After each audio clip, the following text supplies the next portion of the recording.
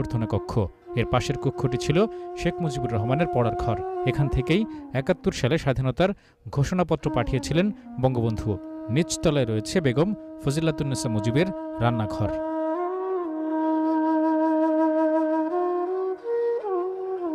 সিঁড়ি বেয়ে দোতলায় উঠলে প্রথমেই চোখে পড়বে বঙ্গবন্ধু কন্যা শেখ হাসিনার কক্ষ। এর পাশে রয়েছে একটি বসার ঘর। এখানেই পরিবার নিয়ে একসঙ্গে বসে টেলিভিশন দেখতেন বঙ্গবন্ধু।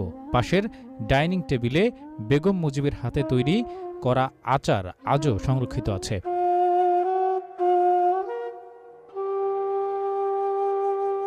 বসার ঘরের পাশেই বঙ্গবন্ধুর শোবার ঘর। এ ঘরের চারপাশে অসংখ্য গুলির চিহ্ন। ৭৫-এর ১৫ই আগস্ট ভোরে এ ঘরেই বেগম ফজিলাতুন্নেসা মুজিব, বঙ্গবন্ধুর মেজ ছেলে শেখ জামাল, কনিষ্ঠ পুত্র শেখ রাসেল এবং শেখ কামাল ও শেখ জামালের ২ নববধূ সুলতানা কামাল ও রোজি জামালের মরদেহ পড়েছিল।